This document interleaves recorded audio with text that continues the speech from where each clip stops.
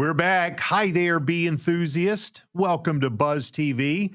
Brian Race, Ray Sivitz. If I'm not mistaken, Ray, this is episode number 5 of our little show here that we've put together to help people become a better beekeeper and to grow in their knowledge and understanding of what we just both think is an amazing hobby, something you've been doing for a long time. And amazing people. It really is. And that is one of the themes that sort of develops out of our show tonight is we have some more exciting interviews that we're going to get to. I'll tell you about those in just a moment, but I know a lot of people have tuned in just because they want to know what's going on for the 2023 bee season. Can you tease anything there? Yeah, we've got all the updates for the 2023 bee season as of today.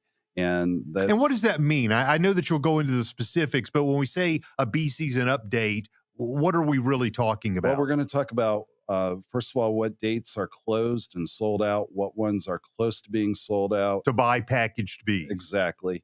And then our shipping schedule, because of winter weather that can sweep in February and early March here, it can pose delays. Or our rainy season, as it's been ever since November, can also impact the queen yards, and we're going to get into that there. Boy, I'm ready for spring. I'm ready to get back out into the yard and just hear the stories from folks. Of course, stories a big theme of what's going on. Those that have been following us know that through the generosity of so many people, you and I were able to take a trip down to the west coast of Florida and help get some beekeepers who just were devastated by Hurricane Ian back up and going. And we've got the final 2 interviews that were conducted. You're going to love hearing from Brad and Shawn. They're amazing. And Brad's got a really amazing story, and I can't wait to share that later in the broadcast on that there. Many will remember Bobby Chaisson, North Georgia bee removal. He always has great information to share. He'll be our special guest, and we're glad you're here. Thanks for hanging with us on Buzz TV. Well, let's go to the 2023 bee season.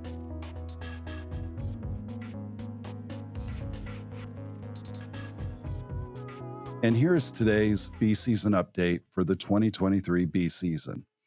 We are seeing elevated sales across Italian packages, Carniolan packages, and Russian hybrids. We are currently on schedule, but I must remind everybody is our schedule is dependent on weather. And between now and the first week of March is highly critical for our queen yards. If we have a lot of rain, that means the queens will not be on mating flights. If there is cold temperatures, we could lose a whole cycle of queens. So these 2 weeks are very, very important for us on our side to make sure that we deliver quality packages to you, our customer. And that is today's bee season update.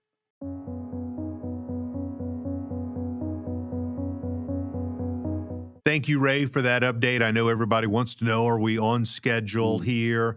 As you noticed, if you were reading at the bottom of the screen, check on our Facebook page, our YouTube channel, or at mountainsweethoney.com for the latest updates. There could be delays, Brian, changes. We try to get as much information out real time to our customers because this year we're going to have somewhere around 40,000 customers that are going to be wanting supplies or wanting to purchase bees from us and want to know when they're going to be in so they can take time off from work or go on vacation. And this is a mechanism that we have put into place to help resolve that because our phone lines are absolutely jammed for about 8 weeks.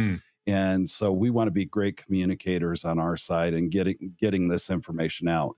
If all else fails, folks, you can call us on our phone system and just get into the queue that gives the bee season update, and you'll hear my voice and have the update that way too.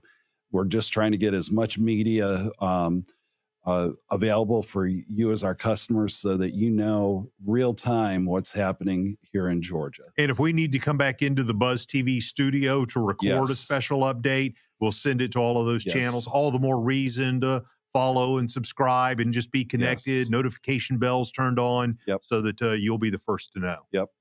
And this is the first time we've done so much media on our bee season update, adding our YouTube channel and our Facebook channel too. Yeah, so constant information's being put up there, and you may have seen on some of the channels some of the interaction that we had with people there in Western Florida, Southwest Florida, the Fort Myers area, and we've got an interview that I think you're really going to enjoy coming up. Yeah, let's talk about Brad. Yes, or we could talk about Shawn. All right, let's do Shawn first. All right. I was ready to roll with Shawn. He wants to roll with Brad, but they're both phenomenal, have phenomenal stories. And the thing I remember most about Shawn, besides the humility that's going to come across as you watch this interview, was just the sign he had in his yard about being on the lookout for rattlesnakes and alligators. That made me very nervous, standing there with a camera and wondering what's going on, because his backyard, a little bit of a nature habitat. Yeah, he has some roosters and some chickens there, and a dog or two. You'll probably hear barking in the background, but this is real world stuff. Talking about real people that are doing beekeeping and have lost their bees. And let's go ahead and let's roll that clip, Brian. Hi, everybody. We are in Northport, Florida, and I have Shawn with me. Shawn, introduce yourself. Hi, I'm Shawn Gubody. Live in Northport. Been a Florida resident all my life. And Shawn, let me ask you, how long have you been a beekeeper? Roughly 4 years now.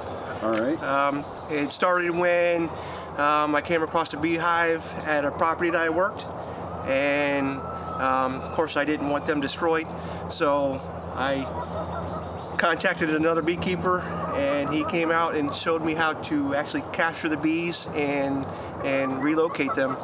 And that was your first hive? That was my first hive. All right. It was pretty amazing because they were very gentle bees. They were moving from one spot to another. Yes. And I was able to put my hand right in the middle of the hive and basically pick them up and scoop them into a box. Barehanded. Barehanded. All right. Very good. And ever since then, it was kind of, this is pretty neat. I can do this. Now, Shawn, I also see that you have chickens here too. Yes, sir. And so, folks, that's not me roosting over here. That's some of Shawn's next to kin, right? Yes, sir. All right. the wife's project. Well, Shawn, September the 28th was a hard day. And how many days notice did you get that, hey, this hurricane's coming your way? Well, we had, it was a 7 to 10 day, it could come your way. Yes. And as time got closer, it came down to 4 days, and then it was about 6 hours that we knew that we were going to go right through the eye. Okay, so you only had 6 hours notice here on the local side? Yes, sir. That you guys were in the path? We were directly in the path. They had projected that it would be more into Tampa Bay. Sure. And we wouldn't be hit as hard. But of course it made that right-hand turn and went from here Fort Myers bound. So leading up, when you were a week out and not knowing where the hurricane was coming or going, obviously you're thinking about batting the hatches down on the house, getting everything put up so that it doesn't become a flying object. Yes, sir. And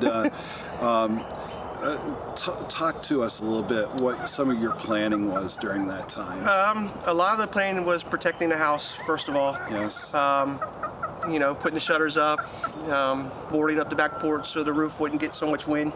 It was kind of, we were trying to plan on which way the wind direction would be hitting us the most. Yes. And, the campers and the trailers, we weighed them down as much as possible, just basically playing for the best at the last moment. We wish we were able to do more, but it just happened that you couldn't do certain things at Sure. the speed you were going. Well, what kind of pressure did you feel during this time? Very heavy pressure. I have a wife, a 16-year-old son. Yes. And it was kind of, do we leave or do we not leave? do we try to stick it out? Walk us through that decision-making process about going inland, I would imagine, or going north from here. So, like I say, they kept changing the path. So Yes. nobody was really sure if we should go to the other coast, Yes. or go inland, go south, or go north. So it was kind of, well, we'll just stick it out and pray. Yeah. Pray for the best. Yeah. Well, you had, how many pine trees did you have come down here on the property? I had 6 total pine trees and 12 palm trees that went. And were you able to salvage the palm trees, or by just putting them back into the hole? No, the palm trees were, too high to even try to stand back up. All right. A few of them were actually snapped right in half. There was, I had 8 cedar trees and a maple tree that went. So a lot of tree damage, a lot of stuff that you wouldn't expect those trees to go, and they were the first ones to go. So the 6-hour mark comes, and you were getting rain at that point, and were the winds starting to pick up? Not so bad. You were getting like feeder bands coming off the storm. So it would come and go. It would come and go. You knew the third feeder band is when we knew that it's going to get bad. It wasn't your What do normal you mean? thunderstorm. Okay, so the winds were a lot more heavier at that point. It was coming, and it was coming fast. Now, how much rain do you think you had gotten to that point? Probably maybe 4 to 5 inches, Okay, give or take. So it was starting to fill up a lot of the gutters next to the road. Yep, on the ditches were starting to hold, Yep. a couple inches of water. That night of the hurricane, it seemed like it went from 4 to 5 inches of rain to 4 to 5 feet of rain, because the water was just gushing from everywhere, and it was like you wanted to stop it, but you couldn't. Yeah. Now, talk about that night, because that's when things got a little crazy around here. Yes, Am I sir. correct? Yes, sir. So we actually went through the eye of the storm, and it wasn't so bad until the eye passed. And during the eye, they always say, the skies clear up and it's nice and sunny. And it was. It got sunny, nice and calm. You could see birds flying around. Lasted for about 4 to 5 minutes, and you could see this black wall just coming. Yeah. And that's when things got bad. And at that point, were the winds coming out of the north on this side of the eye? No, I guess they were coming from the south. Okay. East. All right. Southeast. I guess that's the way they were coming. Okay. Right after the eye had passed over us, I remember going out to my garage, and I was trying to look out because that was the only window we could see out. And you could see the water coming down the road like a river, and the rain was going sideways, the trees were going sideways, and then you could hear this horrible sound, and they always say it sounds like a freight train. Yeah. But it sounded more like a helicopter. And I remember I was holding the garage door because the garage door was swaying in and out about 6 inches. Wow. And I said, that's it, we're going inside. And I grabbed my wife and I grabbed my son, and I said, we're going into the bathroom. Yeah. Because we're going to lose this roof. Yeah. And knock on wood, we didn't. Yeah. But how long were you huddled up in the bathroom? We stayed in the bathroom for about 2.5 hours. And then I couldn't handle it anymore. I had to get out. I had to see. Yeah.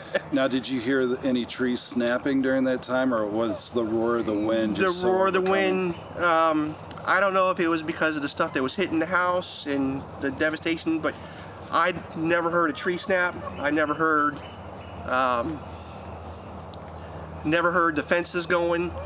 I never heard any of that. The only thing you'd hear was this mad, like super loud helicopter. Yes. That's what I heard the whole time. So the storm passes. Slowly. very slowly. So how many hours do you think that was between the eye going over and then getting all the feeder bands that were yet to go through? For it to be completely over, it was a good 12 hours. Now, during those 12 hours, what's going through your mind? How am I going to get back to normal? Yeah. What is normal, right? What is normal? Yeah. How are all the people that just got flooded and lost their everything? How are they going to make it? How are we going to get help down here? Yeah. Yeah. Now, was there any radio up and going that you could get updates, or any TV or anything? Everything was pitch black. We lost power. We lost power that night, probably about an hour into the storm. So now, is that before the eye, during the eye, or after that the was eye? right before the eye when we had lost power. So no power, no electric, or no way to communicate because the cell phone towers were already down. So it was kind of you were in the dark. Yep. It was going back into the dark ages. There was nothing. There was no light, no street lights. It was pitch black. It was scary. So as a father and husband, what happened at that point? What decision making were you starting to make at that point? At that point, it was kind of all about survival. Yeah. Because we knew this little area that we live in, we knew we either had to be rescued, taken out, or somebody was going to bring us stuff. Yeah. Where we're at, we were flooded in. The tree damage and the power lines, we couldn't get out. We couldn't even get out for 4 days. And luckily, they were around with airboats. How long did the water stay up here in the neighborhood?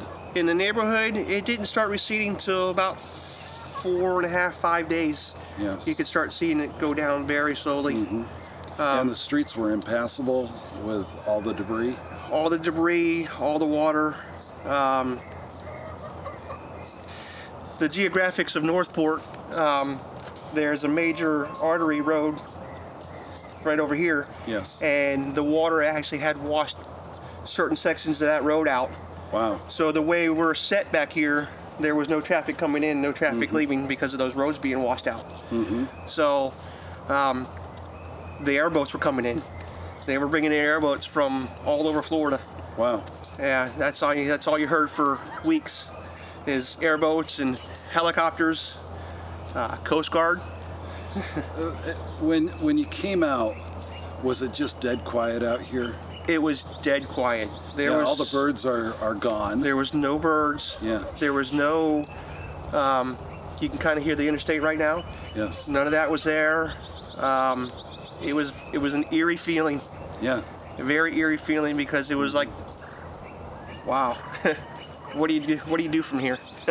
So tell us a little bit what happened when you walked out of the house and you saw where your hives used to be. Where they were located, I didn't think they would be hit as hard. I had them in between some very large trees, and I thought they were going to be pretty much sheltered. And it turns out that was a big mistake because they weren't sheltered at all. The trees that basically fell on top of them, Yes. kind of tore them apart. And then my best guess is the wind took what was ever left and just got it out to the river of water out in the road. That's my guess. Yes. What were your feelings at that point of just seeing your hobby disappear? At that point, I was still numb about all the other devastation. Yeah.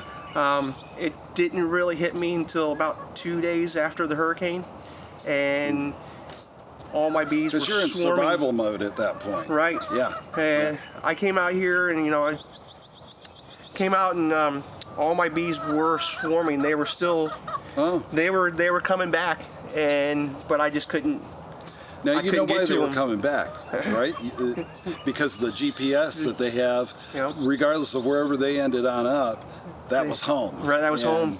And they were coming back. It was pretty neat. I knew they were okay. But you really didn't have anything to put them in, am I Didn't have correct? anything to put them in. Everything I had right there was destroyed. It was water soaked, and I wasn't sure if I could rebuild them. I wasn't sure if I could mix hives with. I wasn't sure. So at that point, it was kind of like, well, we're going to let nature take its course, and they're going to make it somewhere else in a tree somewhere or something. That's understandable. And that was within a day. They were gone. So it was very hard. Yes, I get it. Now, Shawn, did you just have wildflower honey, or did you have a particular honey that you harvested each year? Nope, it was all strictly wildflower. Okay. A lot of palmetto tree. And that's a more lighter amber. Am I correct on that? Very, very, it's a very nice color. Yes. Like a light gold. Yeah. Very good. Now, when you take a hindsight look, that Monday morning quarterback look, back at everything that happened, what would you do differently, given the circumstances that you were in, survival mode, and getting such a late notice that, hey, you're in the zone? Yeah. For the bee wise. Yeah, bee wise. Bee wise, I would probably. I think next time I would probably move them to a higher ground. Yes. Definitely higher ground. Definitely higher off the ground, and most likely probably take hurricane ties and strap them Yes. in. Drill like dog wire hooks down into the ground. Exactly. Yes. Yep. And I think that's a very good thought to do on that, and higher ground always works too. But Shawn, I think you did everything right. I think you did everything right, because the bottom line is you didn't know until 6 hours before it was showtime, and having the freight train of air and rain coming right through here. Yeah. And quite frankly, I don't think anybody could do anything different given what happened on September 28th, 29th, and thereon. And but we've got some stuff in the truck, and we want to bless you with this. All right. So let's go on over to the truck and let's dig into some goodies here. All right. Okay. Yeah. All right.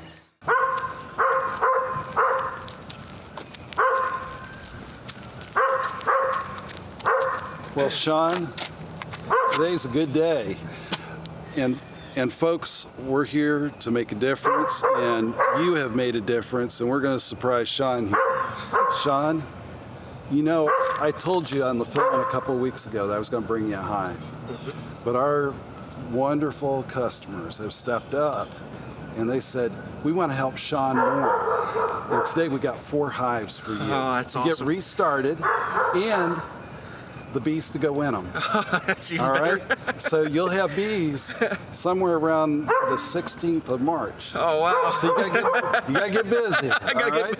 And Shawn, we appreciate you. We appreciate what you're doing out here, and we just want to be a blessing to you today. That's a All big right? blessing. Thank you. All right. Well, thank you for telling us your story. Okay. I appreciate it. Thank you for coming and listening to our story. All right. Definitely want to say thank you to all the people that made donations. You really have no idea how much it means to somebody that's lost so much. It's heart pounding. And just a minute ago, Thank you. you said it was Christmas. This is our Christmas. We didn't really have too much of a Christmas. Still cleaning up and getting things sorted. So this is our Christmas. Well, Shawn, Thank Merry you. Christmas to you Merry here. Christmas. All righty. All right. Thank you so much. I know the phrase "salt of the earth" gets thrown around quite a bit for good reason. It's in the Bible, but he really is a salt of the earth guy.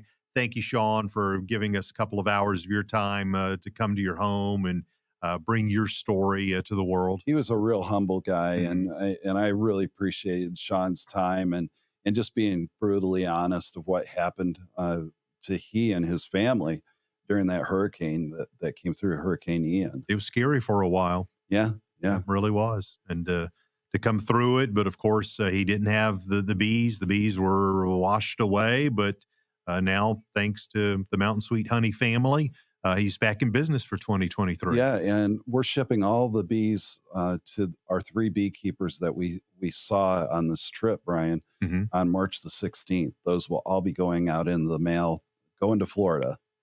Brad's story is still to come. Yes. He had a quite harrowing situation as well. Yeah. You're going to want to stay around to hear that story. But we're about to hear an interview you conducted with Bobby Chaisson. I know that those of you watching, because you're in the beekeeping hobby, you are a beekeeper.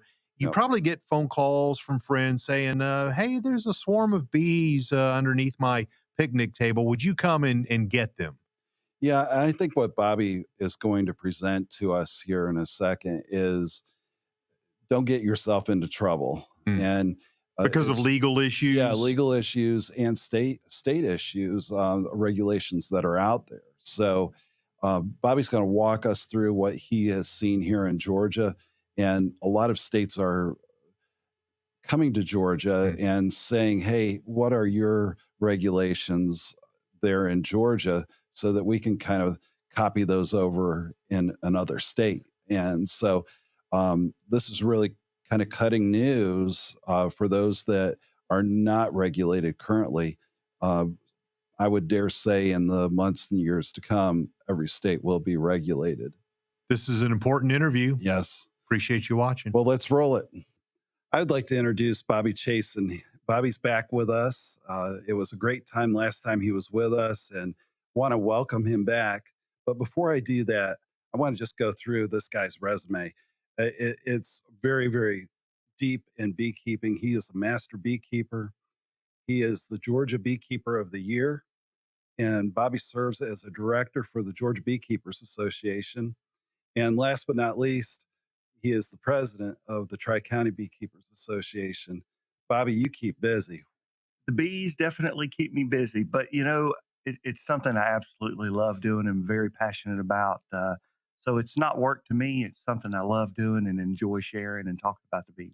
And on top of that, you're also part of Georgia Bee Removal, Yep, and you are in the front on that for the company. Am I correct? absolutely. So I'm the operations director for Georgia Bee Removal. So I handle pretty much all of the day-to-day operations of everything that we Mm. do and perform all the bee removals and do all the talks and all that kind of stuff. So yeah. Well, Georgia has come quite a long way in regulations on your industry that you're in, and bring us a little up to speed, our viewers and I, on what's happened here in Georgia, and kind of looking at uh, everything within the domestic side of the United States.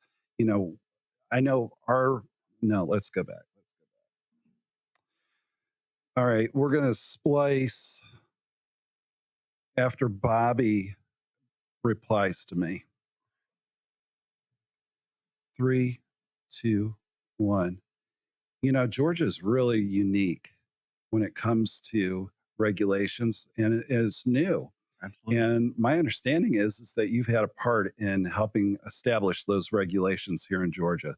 Tell us a little bit about those regulations. So certainly, so Georgia, oh God, we've been working on this now for several years. Mm, Recognized that there was a need for a program or a way for people to become certified in bee removals because it is a very specialized industry. mm, And for years and years, basically what it amounted to by the letter of the law, shall we say, to perform bee removals, you had to have a structural pest control license. And to do that takes about 3 years for somebody to mm, do that. So your average beekeeper that was doing, a few bee removals a year, even up to us that do a couple hundred a year, mhm. it was just unrealistic for somebody to be able to get that certification.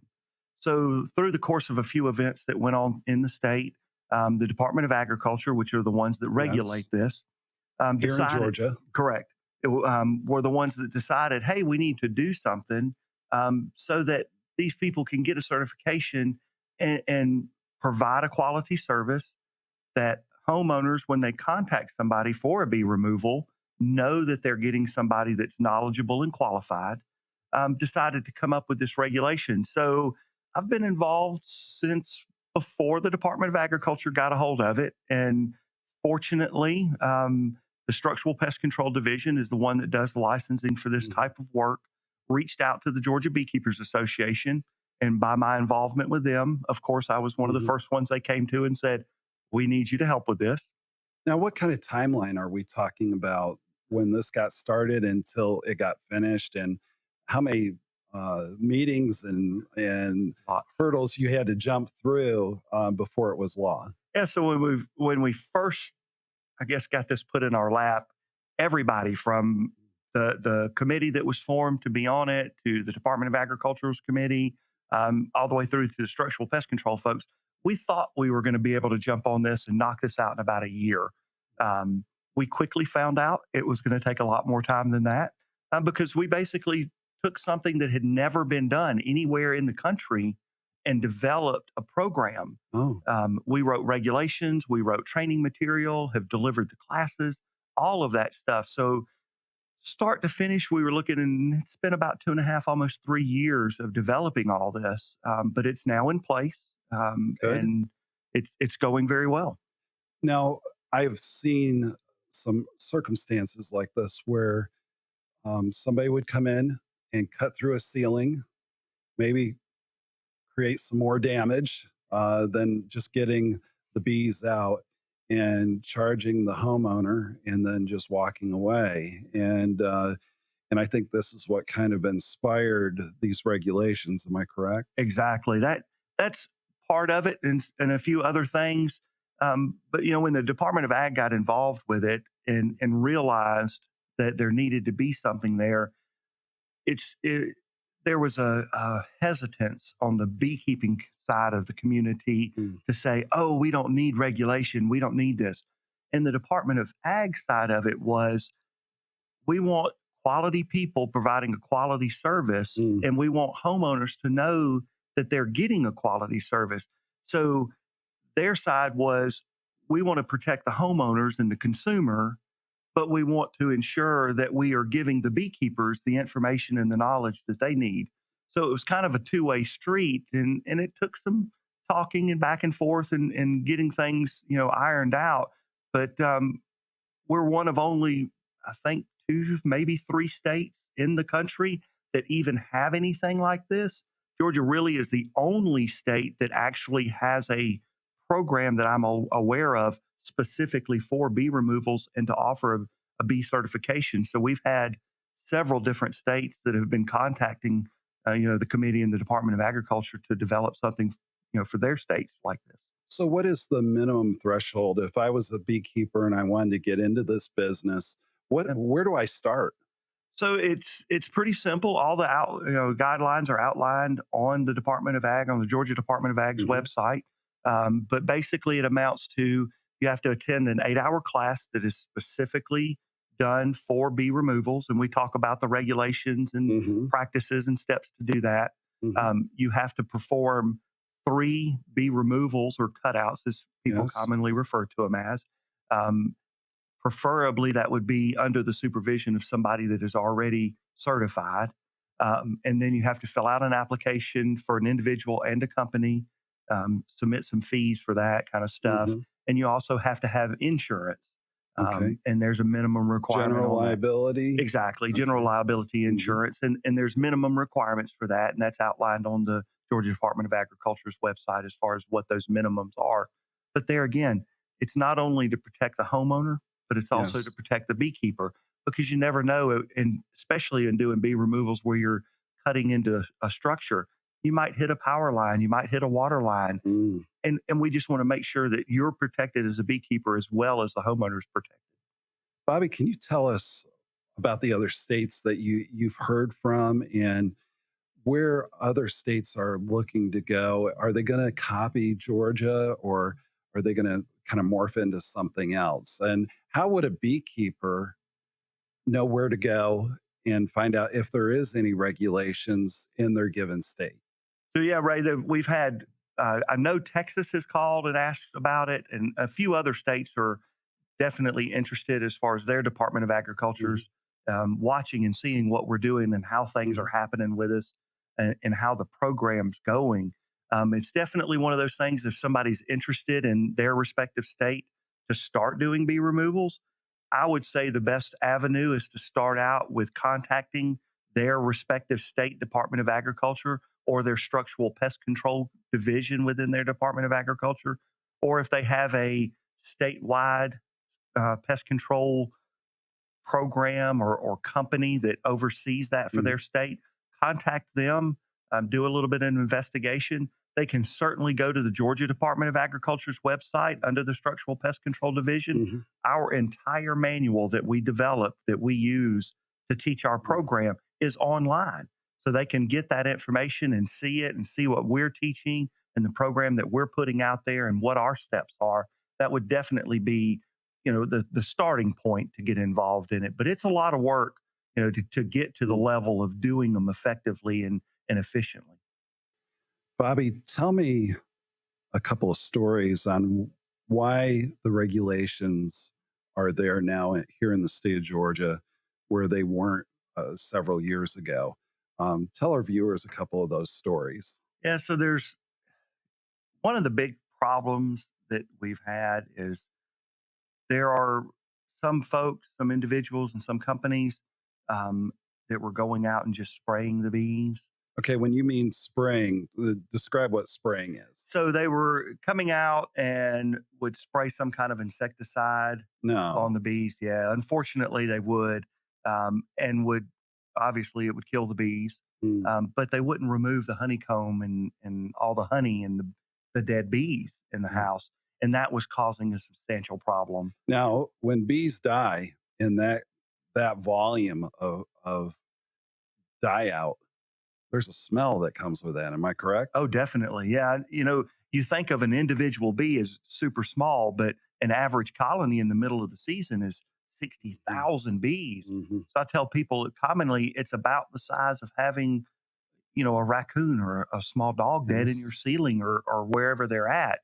So yeah, it definitely not only the dead bees generate a huge smell, but the comb and the honey and the stuff starts fermenting, in the ceiling or the floor. What type of dead animal would you say it smells like? If you've ever driven down the road and there has been a deer that has been hit by the car and you Mhm. smell it because Yeah. it's been sitting out there for several days, Mhm. that's what you start smelling in your house. And that's why this regulation is put in place so that when a customer is calling someone to do this bee removal, that they know that this individual is not going to just come out and kill the bees. They are going to remove them. They're Sure. going to remove the honeycomb. They're going to get it cleaned out and fixed the proper way.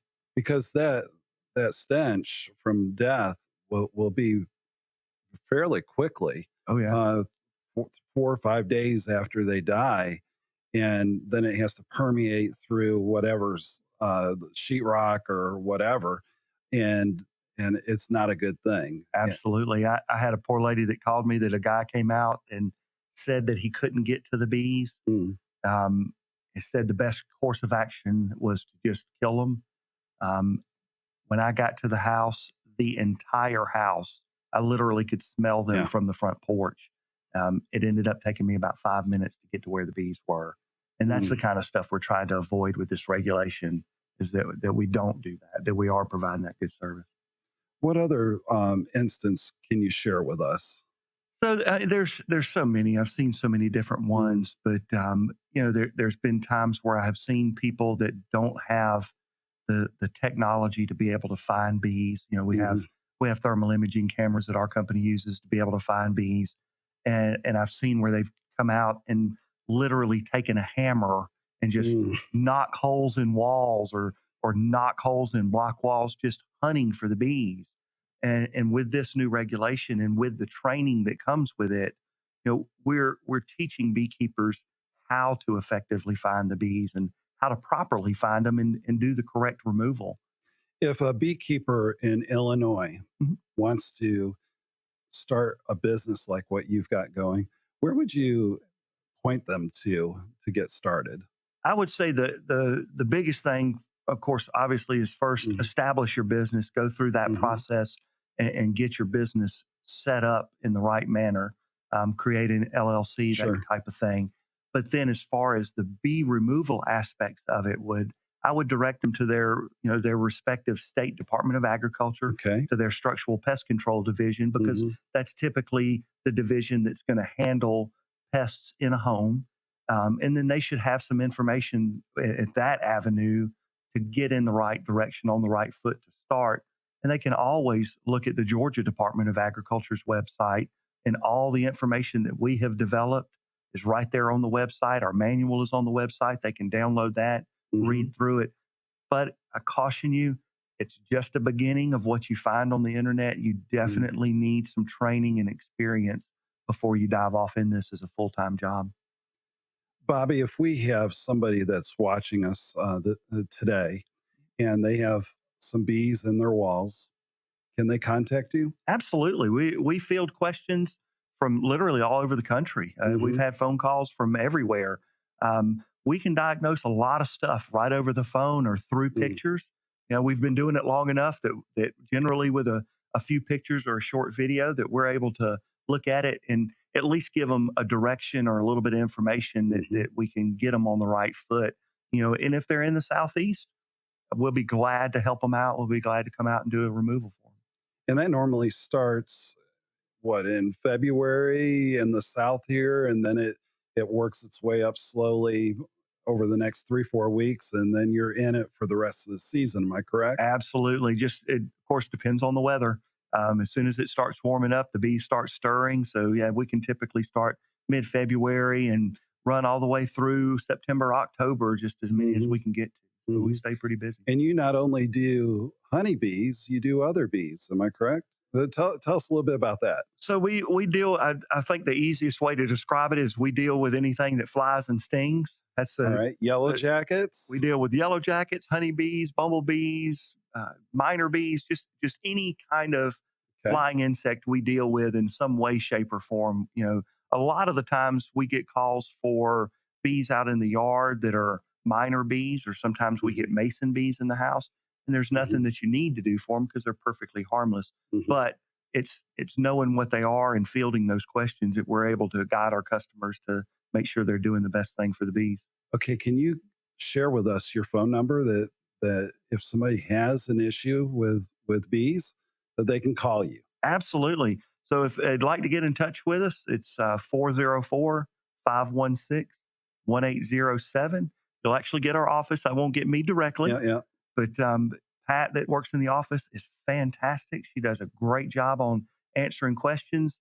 You can certainly text us at that number and send us pictures. And um, Pat does really well, but sometimes she gets a little odd picture, we'll say, and she can send them to me, and we can diagnose pretty much anything through pictures and over the phone. And you have a website. Tell us your website address. Absolutely. It's gabremoval.com.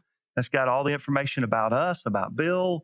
We've even got bee identification page on there that'll give you some information Mm. about different species of bees and wasps Mhm. and information about that. So you can contact us through the website as well. So we'll be And glad it's to a help you fun out. website, folks. You can see the pictures of the various cutouts that they've done and extractions, and I found it very entertaining. Now, you mentioned Bill. Yep. Tell us about Bill Owens. So Bill Owens is the owner of the company. He Yes. established Georgia Bee Removal several years ago. Hmm. Got everything going. He recognized um, many years ago that there was a need in Georgia for this. So he came up with Georgia Bee Removal, and he still does a few, but he's Now, kind of you're a handed it to me. master Mhm. beekeeper, and what is his certification? So Bill is the very first master craftsman beekeeper, which is the Hmm. next step up from a master beekeeper. To kind of give you an idea, in the state of Georgia, right now there's a little over 1,100 certified beekeepers. Yes, As you progress up through the ranks of it gets that, harder. it gets much harder, Yeah. and we're right at now at about 60 master beekeepers. Oh, wow. There are only 7 master craftsman beekeepers. So that gives you an idea of how hard it is to reach that. And the master craftsman beekeeper, that was a new certification level that came out, what, about 5 or 7 years ago? It's been out for quite a while, actually. I'm not sure exactly when Dr. Delaplane started it, Hmm. but the big difference in the master and the master craftsman level is um, it's a minimum of a 2-year experience between the two levels. Hmm. But the biggest thing is that you have to do some kind of research Yes. that pertains to honeybees. So Hmm. these master craftsman beekeepers that you hear have that title have done some type of pertinent published scientific research as it pertains to honeybees. So it's quite a bit of work to do that. And he was the first one. Bill was the very first Mm. one in the state of Georgia to be, to obtain that rank. So pretty impressive. And folks, I will tell you, Bill was the one that got me into beekeeping and taught me the foundational parts of beekeeping. And if Bill's watching tonight, I want to just say thank you, Bill. And we got to get you in here soon. Bobby, thanks for stopping by today and talking with us. It's been a pleasure. And take care, my friend. Absolutely. Thanks for having me, Ray. I really appreciate it. I learned a lot of new things. Boy, I tell you what, legislation and rules and regulations, they're everywhere. And that was the purpose of having this interview with master beekeeper Bobby Chaisson, North Georgia Bee Removal. Did you learn anything? Well, Bobby's the best of the best, Brian. And when it comes to extraction, I think he's been in it as long as I've been in business, so 11, 12 years. And he's, the company, Georgia Bee Removal, has just a really great reputation. I can't say that about others that are out there. They kind of leave a mess behind when they're done. And I think that's where a lot of this legislation is going to help improve those that are removing bees from homes or structures that folks are living in. Well, as we've been discussing here on Buzz TV, sometimes it's the weather that removes bees Yes. from places. We've got our final interview from our Southwest Florida Hurricane Ian Save the Bees disaster relief trip coming up, and I just still have those vivid images of the destruction as we were driving out onto the island. You're right, Brian, because we didn't see the true destruction as we creep through Fort Myers heading to Sanibel Mm. Island. And I think we got the real awakening, you and I, as we were taking our truck out to the bridge and just seeing the devastation. All the blue tarps on the roofs got more and more. Maybe Some of the little was, houses that maybe it were was in only the 2 in 10 lagoon. houses that had tarps on them. But as we got closer to the ocean front and then onto Sanibel, uh, it was how many didn't have a blue tarp or something on the roof. And this was roughly almost 90 days after the hurricane that we rolled in, and they were still in recovery completely. The other thing I remember about this interview is the camera malfunction. Yeah, or the operator error. We had some camera issues on this You particular. mean cameraman issues or camera issues? Okay, Brian, you screwed up. All right. All right. I had one job. There was only one reason Ray brought me on this trip. I had one job. So I'm the mysterious guy talking, partially videoed, I think, on this one. And We've moved Ray off screen, altered his voice, put him behind this black curtain. But this is the best that we have, folks, from the footage with Brad MacKenzie here. And Brad's a great guy, and a really great story. And I think the shocker to me, Brian, was, what do you write to your family when you're facing 150-mile-an-hour winds? It has blown the windows out of one side of your house, and the water is coming up, and you're on the second floor. What do you say? What do you do?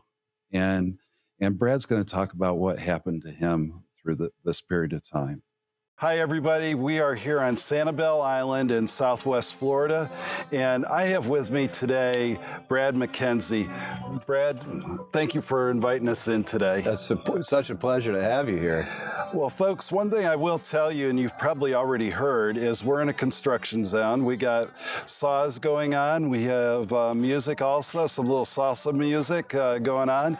So bear with us as we work through this interview.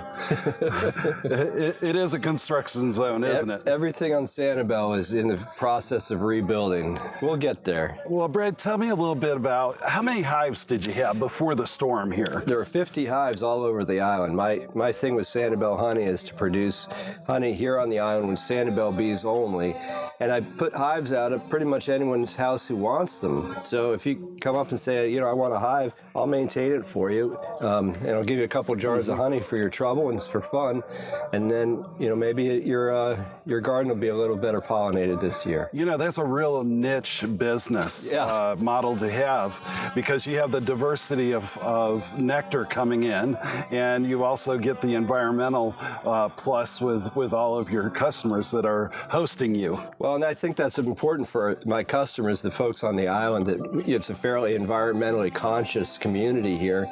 About 2/3 of Sanibel is preserved forever. And right out back here, mangrove swamps that lead right out to Tarpon Bay, where sport fishing itself was invented over 100 years ago. And so the natural aspects of the island are really important.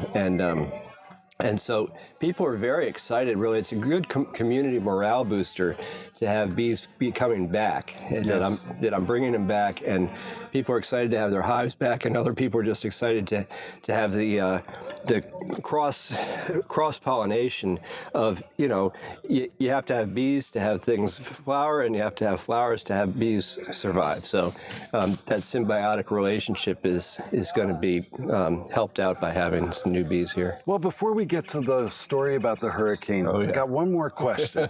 What are your nectar sources here? Name a couple for us. Well, right now, I think the ones that are going to be good for us coming into this season are going to be the mangroves, the palm trees that have some fruit on them, and sea grape, which is this tree right over here, and there might be one back in the camera over there. The sea grape has a nice white flowery plant, and the bees love that.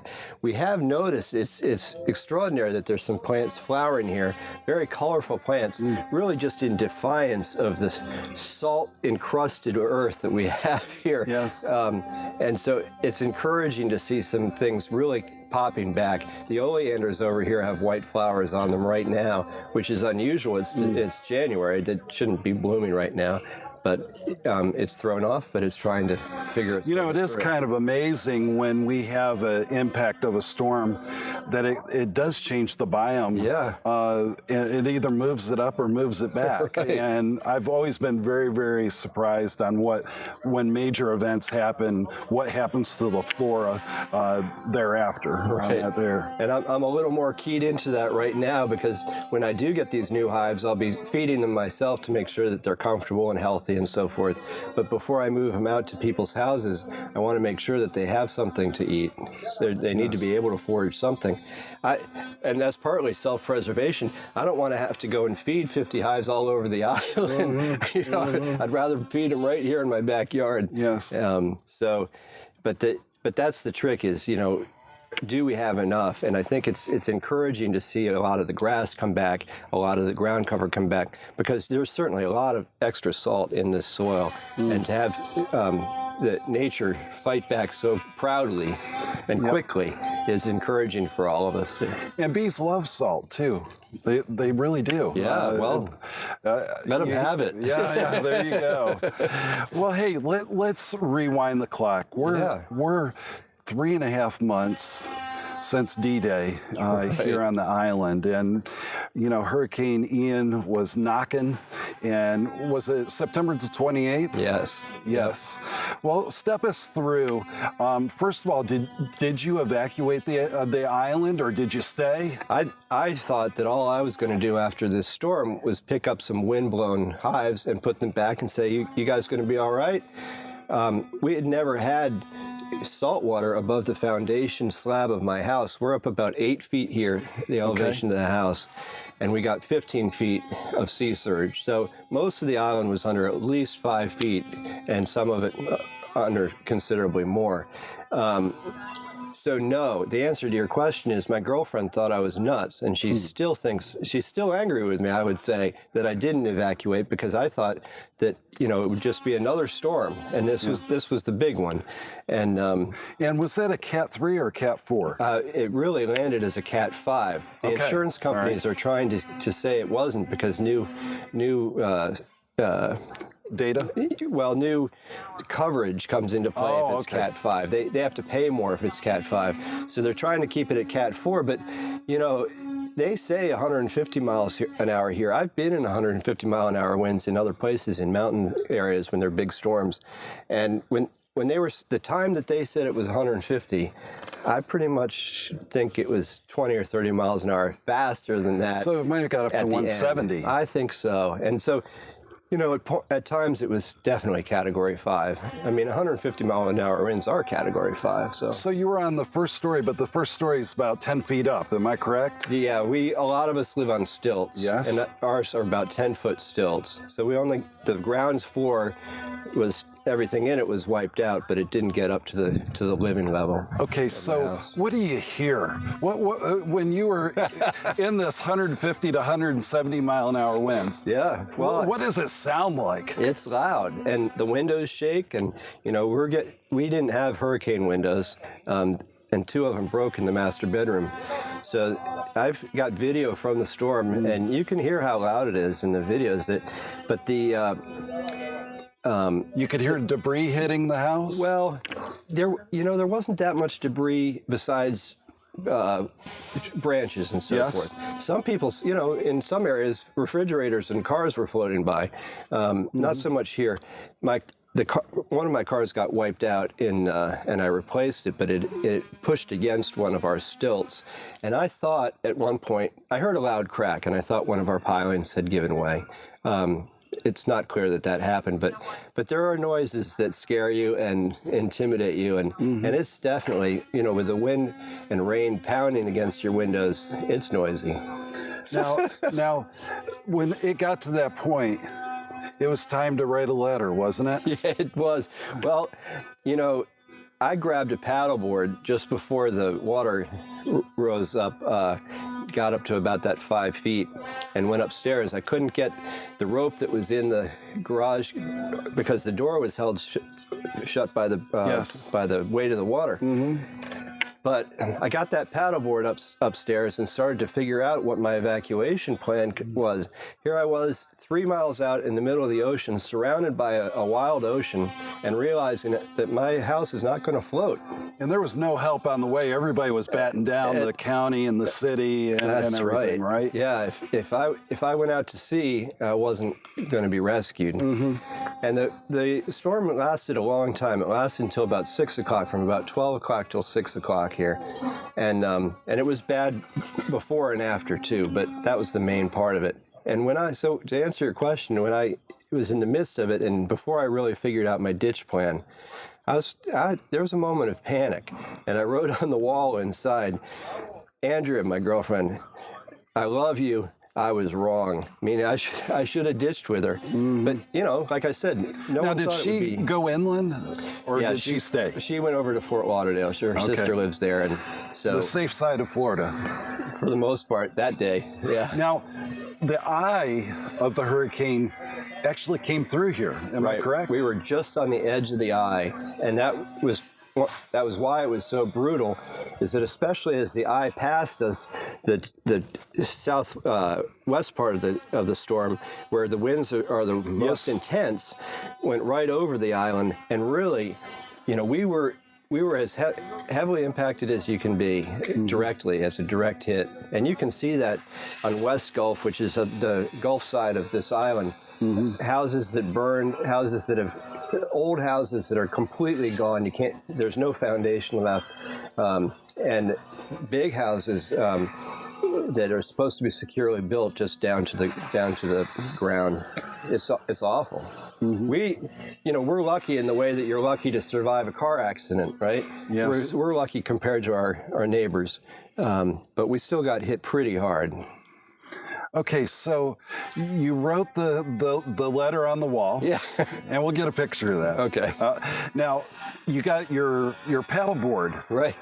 Because this was your only escape, am I correct? Well, that was the idea, as crazy as it sounds afterwards, was that I was going to get on my ski gear and my hard hat and put up my arms and land on the shore. And I had to get my compass out to make sure I was going towards shore. Because you couldn't see very far during that time. You couldn't see very far. Yeah. But I did know, I know this, I'm facing north here, and so that way is land. Yes. If the wind was blowing that way, I wasn't getting on my paddleboard. Because You're going to Texas. Maybe. Or Mexico, or one or the somewhere. other. Yeah. I like it here. Yeah. But if I went that way, I figured with my arms up in a 100-mile-an-hour breeze, 3 miles to the mainland is probably 20 minutes max.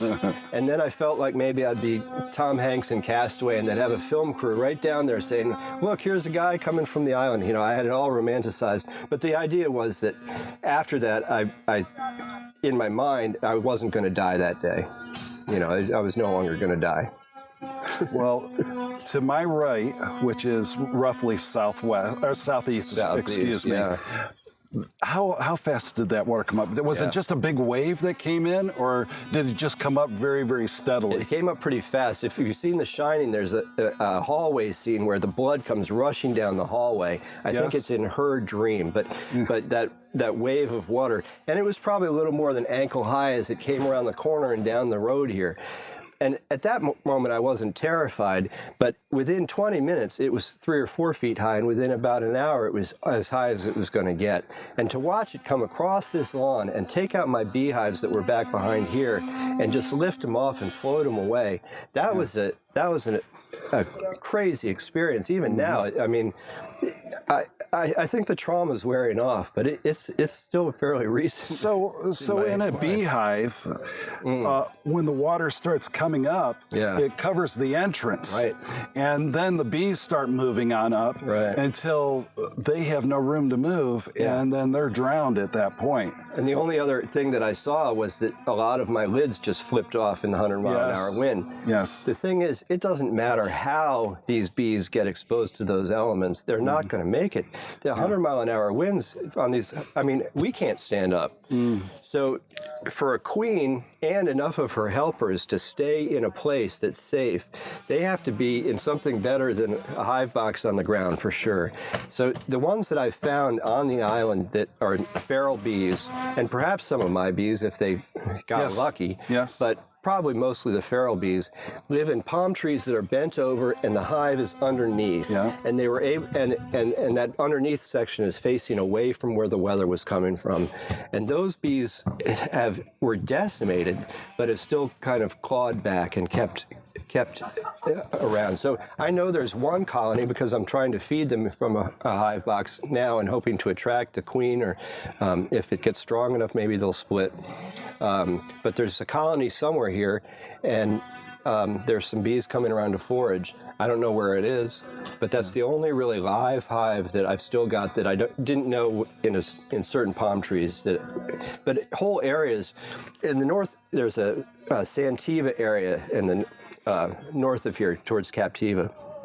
In that area, there are a lot of feral bees in the palm trees in sort of the lower canopy there. And they've been there time immemorial, at least the last 50 years or so. And people tolerate them and like them, and they don't bother people because they're so high up. And occasionally people get them in their house, so I go and relocate them for them, that kind of thing. But that area was just decimated. The palm trees just aren't anymore. And so, I don't know how many.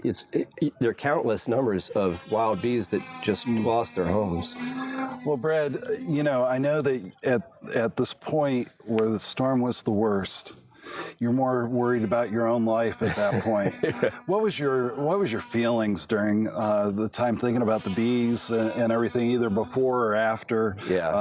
Talk me through that. It's actually funny you say that. It was more about me, and I think it was. But once I had my own safety plan in place, I really was thinking about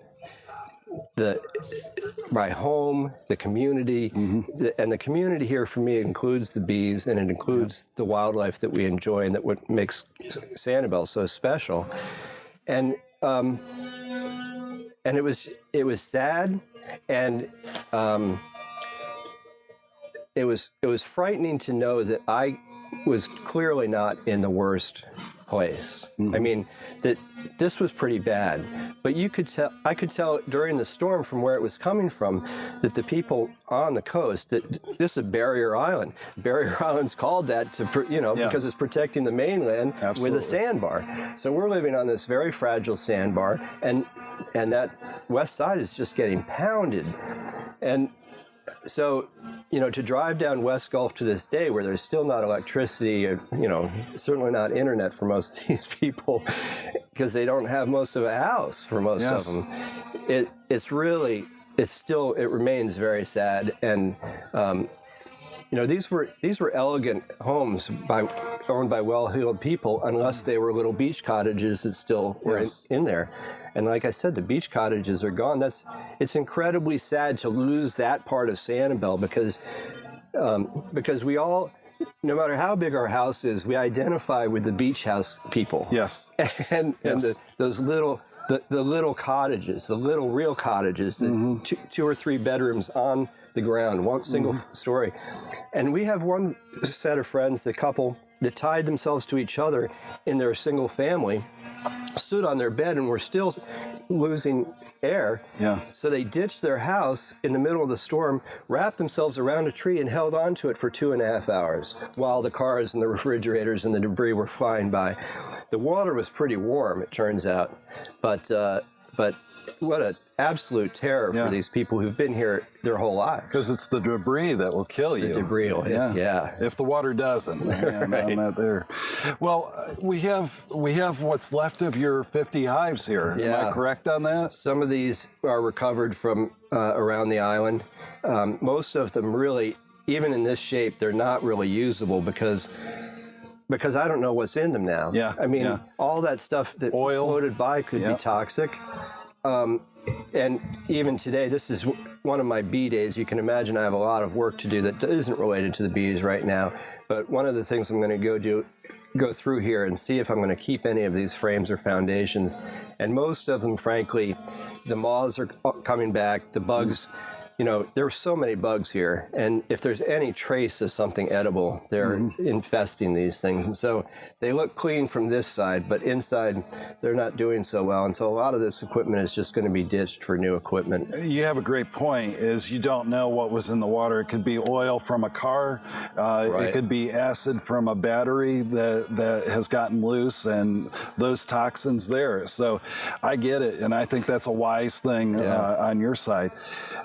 Now, Brad, when you do a look back, what would you do differently, given that you're in a storm area? It's not ever been this bad since you've been here. Am I correct? Right. Yeah, in 100 years. And we have customers all around the Gulf Coast, from Houston downward all the way through Louisiana and Alabama, Mississippi, and of course here in Florida. And then of course all up and down the Atlantic Ocean coast. Right. If you had it to do all over again, what would you do differently? Well, I think I would. It's hard to do something differently, and I have thought about that. In a perfect world, you would pick up all of your hives and put them on a second story if you knew the first story was going out. Well, hold on right there. How much of a notice did you actually have that Ian was on his way and coming in hot? Right. If I said 3 days, I'd be giving myself as the maximum amount. Okay. To pick up 50 beehives all over here. And take them to Fort Myers, take them off island. Yes. Find a storage place that would take live beehives into their storage place and keep them on the second floor. Now, the thing is, I would never put them on the second floor because a storage place is going to lose its roof. That's my thinking, right? Yeah. So I don't want to put them on the second floor. I want them on the ground floor. Well, there's lots of water still in Fort Myers from the ocean from 3 months ago. And so, that really wouldn't have worked. and I look at my friends and some of the commercial people, the way the storm went through the middle of Florida, you can't anticipate or prevent the kind of damage that happens to some of these enormous yards.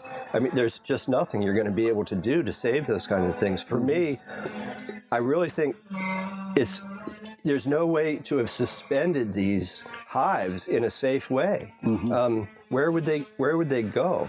If I had a whole building with 2 stories in it, that would work. That's obviously not where my business is coming from when I've got 50 hives and I'm just making some local So it's a honey. no-win situation for you with really these was. hives. Yeah. Because of being at 50 different locations here on the island and you would have to have help picking them up, putting them on a trailer. Right. And you're not going to get 50 hives on a trailer. Right. And so I get it. It was a no-win position. There's something, you get a big truck and you put all of your hives on it and you drive it out of Florida. You drive it away and stay out of it. But you're still going to have a lot of loss if you do that. And your bees are not going to be happy. That's one of the great things about being on this island. On my Facebook page, I have photographs and videos of the places where some of these hives are. And one is on a pond that has this beautiful fountain in that has a light under it that changes, so it's blue and red and yellow. And the caption on the thing says, this is waterfront living for bees. What a life for bees in Florida. And those hives, their waterfront property was just swept away. The cinder blocks that they were on are gone over there. And, but that's, there wasn't really any picking up the hives and saving them somehow that was reasonable at the time. So where do you go from here, Brad? You've lost all of your hives. You're fighting with insurance on your house, as most people are, my understanding here on the island.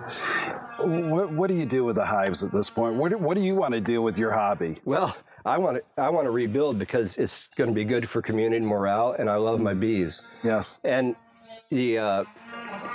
I started a GoFundMe. People sent me money outside the GoFundMe to avoid the fee and so forth. And I've gotten a good amount of support for that, which means that, my losses are going to be subsidized coming back. I'm going to have 50 hives now. I mean, I grew from 1 hive to 50 hives in 2.5 years because my girlfriend gave me a hive for my birthday in June 2.5 years ago, and it just grew organically. If I just bought 50 hives right now and I didn't know what I was doing, I'd be in trouble. But I've learned a lot. I mean, you can learn to beekeep pretty well, and I think I'm a good beekeeper. So I've gone ahead and found 50 hives with the bees that I am going to bring in here.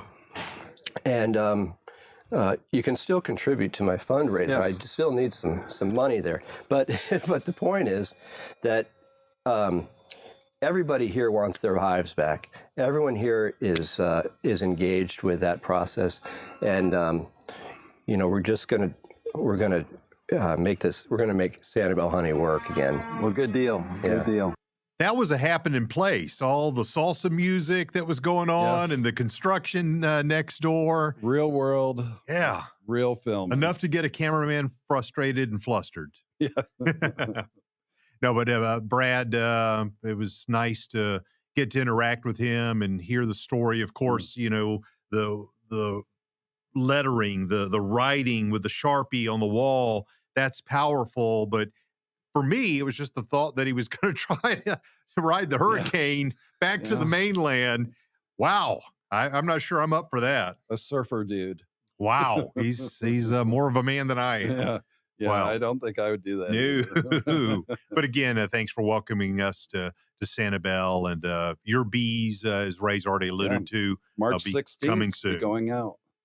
One of the things that we've been doing here at Buzz TV, the Buzz TV studio, is filming a lot of product videos so that when you go to the Mountain Sweet Honey website, you can see a visual demonstration. You want to tell folks about what we're doing? Folks, what we have done, which no one else in the beekeeping business has done, is we have videoed almost all of our products. So what you'll do is you'll see, go on any particular product, and right under the add to your cart, you'll see a little video play button, and just click on it, and you'll see a video of me talking about that various product. And we've got about, oh, I'd say about 2/3 of our product is now up and running on the website. And it's been a fun thing to do, but also very tedious. A lot of hours spent on production I just on know that when I there. go to buy something, if I can watch a video on Mm, it, if you go onto Amazon, there at the bottom, they'll have videos that people have yes. done. And sometimes clicking on that video makes me realize, oh, that is exactly what I Mm. need, or that's not the product that I need. It's just nice to have the video there. Well, it also helps the beekeeper become more familiar, Brian, with the product Mhm. and why the product is necessary or unnecessary for that given beekeeper. So these videos really kind of cut to that chase. The one that I've got my eye on is that cool vest. All right. That's really cool. Yeah, yeah. It is. Yeah, this Cool Fest, folks, is just absolutely phenomenal. We have them in manufacturing right now, and basically it goes on your front, goes on your back, and put it into the freezer, Brian, for 3 hours Mhm. before you need to use it. Go on out in July, August, and September, and love beekeeping to the max because you're not going to be sweating up a storm as other beekeepers that are not using the cool vest. So we've got that as a new product. We're taking it as a back order now. We will be shipping those on May the 1st, Okay. if not earlier. And and I think this is going to be a big hit with our beekeepers on that. And speaking of new products, we have for years and years not offered glassware Mm. for honey jars. And this year we're coming in a big way. We've ordered about a semi and a half Mm. load of glassware, and this will be the classic glass jars, 1 and 2 pound, and the Queen line glass jars, 1 and 2 pound. And those are the most popular glassware that's out there, Brian, for beekeepers. So when they process their honey, they got to put the honey into something to sell it to their customers. So we've got those. We're going to be very, very competitively priced. We want to see your business on Mm. this. This is a new line for us. And it's taken up a lot of room, Brian, in our warehouse too. So we want to get it out of our way. So be watching us. We'll be putting we do have the classic glass jars on the website right now. The Queen line jars will probably be up within the next couple of days on that there. So those are some really great products that one we've engineered with the Cool Vest, and the second one is we're just finding enough room in our warehouse Mhm. to house all this new inventory. Tell you what, folks, a lot is happening. It's that time of the year. Mm, Be thinking about what you need to add for your hobby, your business. mm. Find us over at mountainsweethoney.com. Because of their support of Buzz TV, we're able to be here bringing you this content. And we have so much more planned in the days, weeks, and months ahead, and invite you to go ahead and subscribe, hit that notification bell so that when we're back next, you'll be Yes. notified. And I want to say thank you to all those that subscribe to our YouTube channel. I think, Brian, we had like 3,200 folks Mm. that signed up to watch us on YouTube. It's blowing up. Yeah, yeah. And it's amazing that we've seen some of our videos that are viewed 1,500 Mhm. times within the first 24 hours. So thank you for subscribing to our channel. Folks, we will see you back in March. We know that is busy bee season, but Yes. we'll have lots of information that will help you guys as spring will finally be here. Folks, have a great evening and see you in March.